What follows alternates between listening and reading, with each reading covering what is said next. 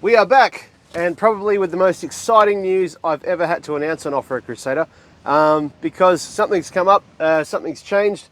The sun has suddenly come out, the light at the end of the tunnel has appeared, so the metaphor would go, and I've got a new rooftop tent.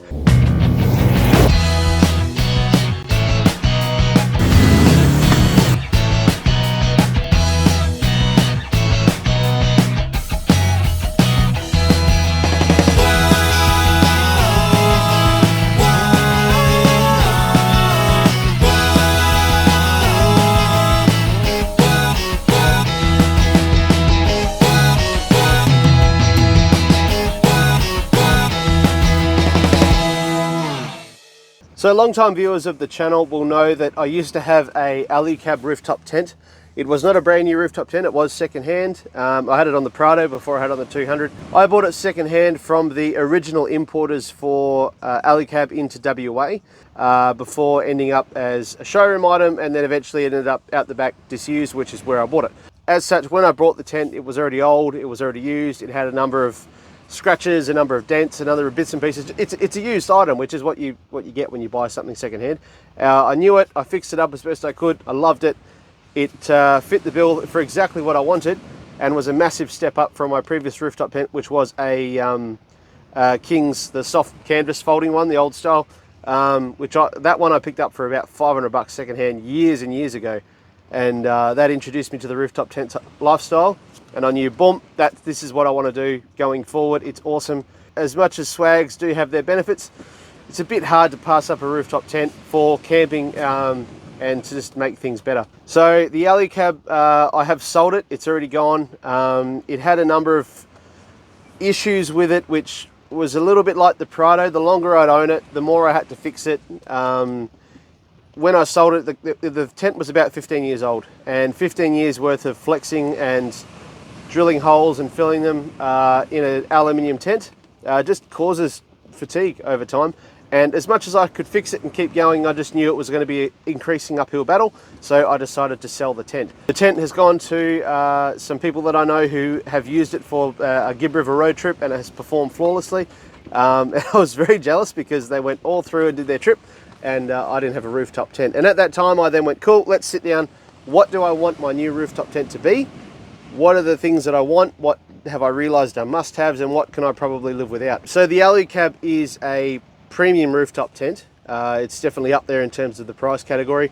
So trying to compare it to other tents, I knew certain things that I wanted. I wanted a full-size rooftop tent. I wasn't interested in something like a Motop or a Outback Tourer, whatever they call them, those little slimline ones.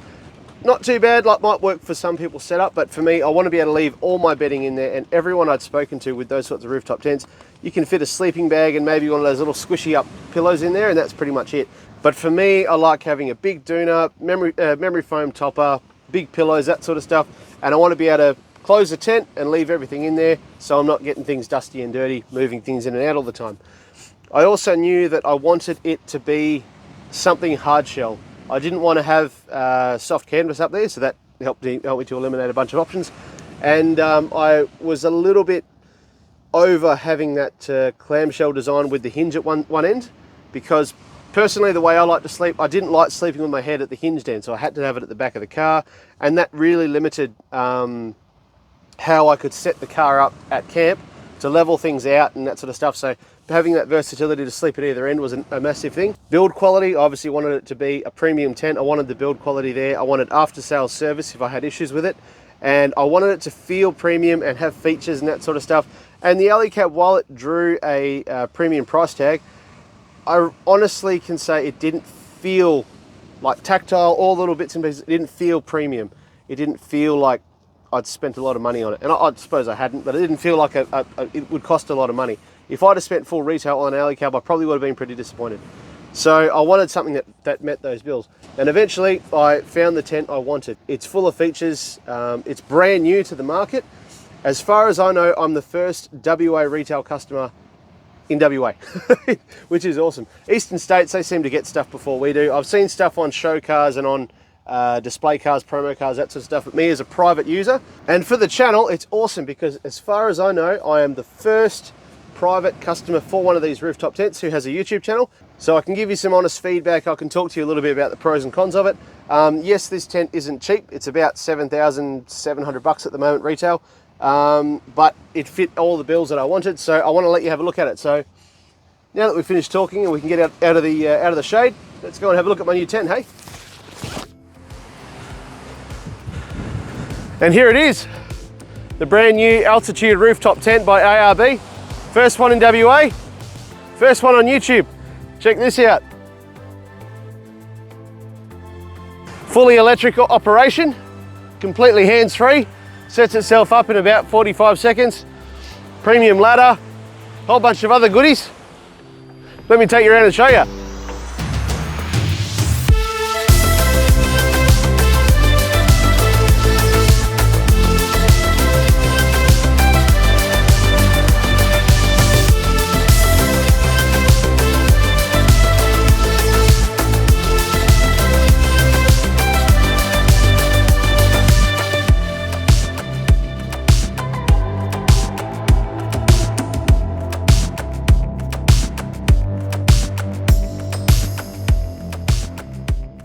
So here we are in the Altitude. Had a bit of a change of scenery. It's a little bit windy out at the beach, so come somewhere a little bit quiet. I don't want to do a review of this as of yet because it's a little bit early, but I wanted to give a few first impressions. Just a brief overview. ARB Altitude tent, brand new tent come out by ARB, designed to be premier tent. Its retail is about 7,600 or so. Yes, I did pay for mine. This is all mine. I'm not giving it. I'm not that big just yet. So this is my tent and I really love it. As far as I know, first one into WA and first one on YouTube to do reviews on. So very happy to be that on the forefront of this one. The tent itself it's big, it's heavy, it's premium, it's full of features, all that sort of stuff. 2.2 by about 1.4 by 3.7 or so. In height, of 370 mil tall. Inside, as you can see now, is a bit over a metre of headroom in here, which is fantastic. The weight of the tent is about 106 kilos, which includes the ladder. The ladder is about 10 kilos, so you take that out and it falls under that. So overall, there's a small list of cars which can carry this. ARB do say that you can put it on one of their Ascent canopies. On crossbars. I've put it obviously on my 200 series. I've got AluCab crossbars on the base rack mounting blades, so everything sits as low as it possibly can. And when you mount this, it's got these like not U-bolts, they're like U-bracket things that sort of grab onto crossbars. So that's how it's all mounted on there. It was really easy. The ladder that comes with these is amazing. You've got full-size tread plates. You've got handrails on there, lightweight construction. Feels really sturdy though, and the legs extend down as well, so if you've got a tall vehicle like mine, it caters for it well enough. Probably one of the most talked about bits whenever I set this tent up in public is the ladder. Everyone, oh, where can I buy one? How can I do it? Yes, you can buy them as a spare part. They don't sell them as a product, but you can buy them as a spare part. So I'll put the part number for that up here somewhere, as well as the price. And if you want to buy one, you can take that part number to your ARB store and they can order you that ladder. No idea on availability, but if you want to do it, go for it. So I just wanted to do a bit of a first impressions video for this rooftop tent, not too much of a review, and give my thoughts. I've been camping with it. I've had it on the car for about 2 weeks now.